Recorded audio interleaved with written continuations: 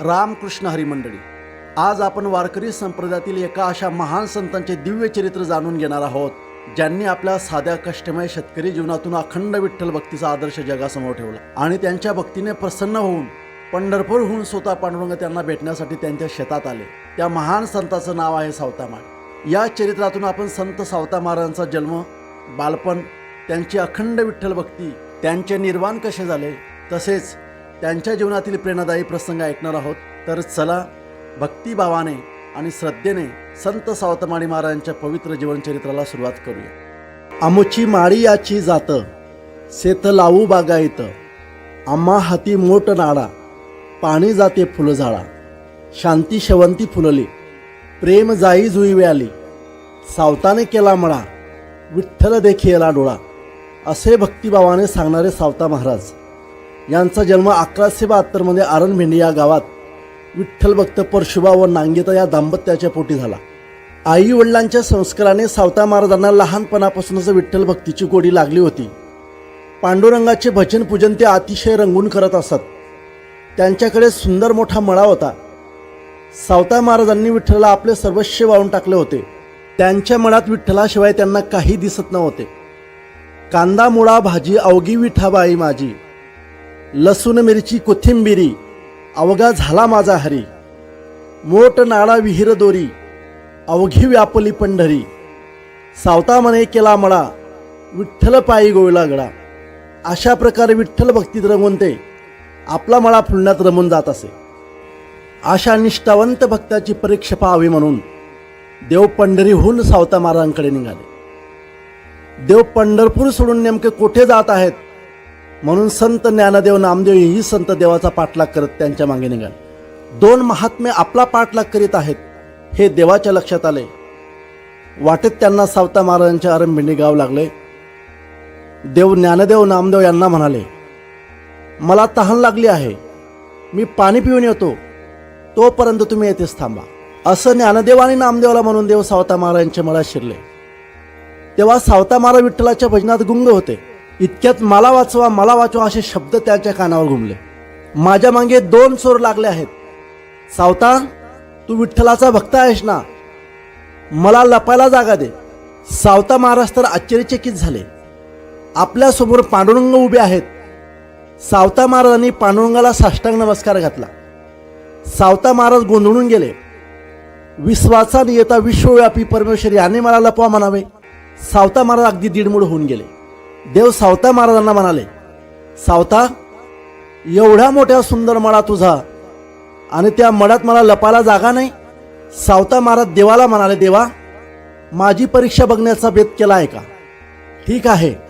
सावत्याने कसलाही विचार न करता निशंकपणे आपल्या हातातल्या खुरपाने आपले पोट चिरले आणि देवाला लपायला जागा दिली।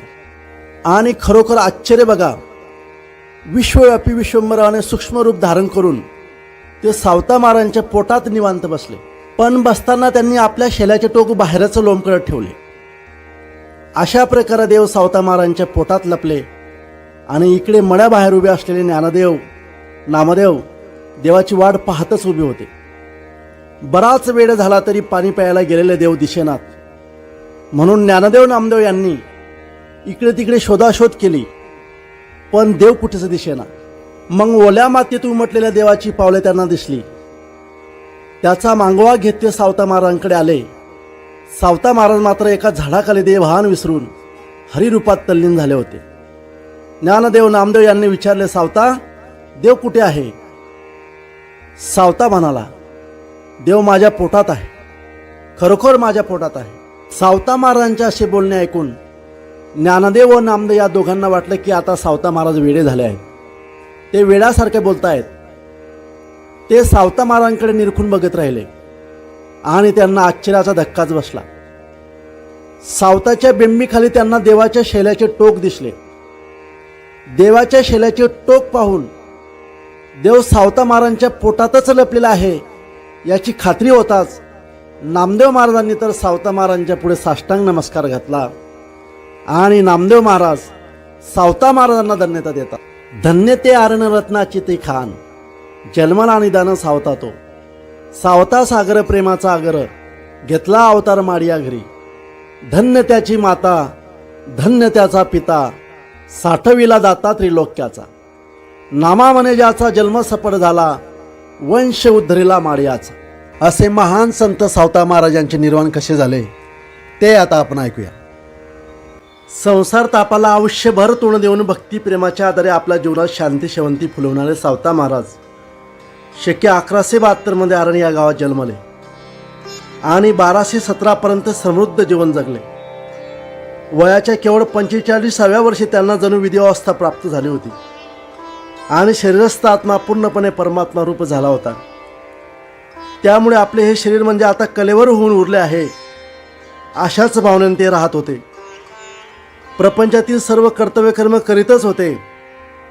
प्रपंच विठ्ठल रूप झाला होता.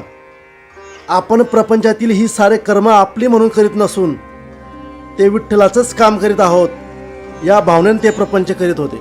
सावता महाराज वयाच्या 45व्या वर्षी नवज्वरानं आजारी पडले.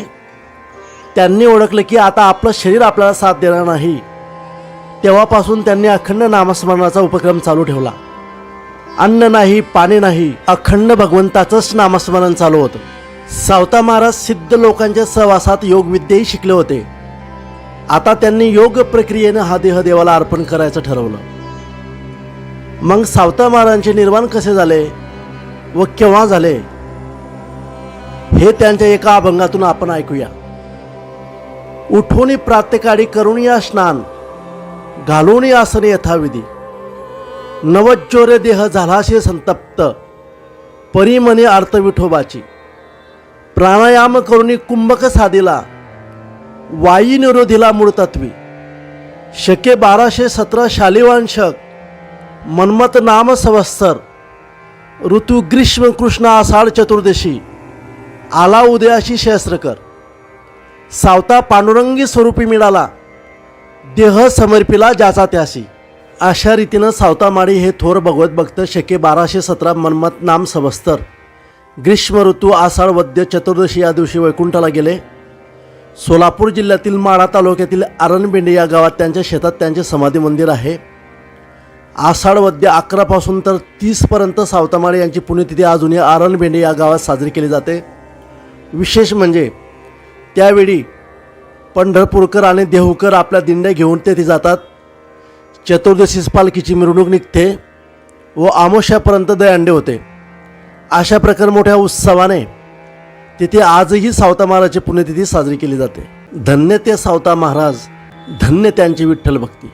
अशा महान संत सावता महाराजांचे चरित्र तुम्हाला कसे वाटले त्याबद्दल लाईक, कमेंट आणि श्रीकृष्ण महाराज या यूट्यूब चॅनलला सबस्क्राईब करून ठेवा. असेच संतांचे चरित्र तुम्हाला ऐकायला मिळतील. रामकृष्ण हरी.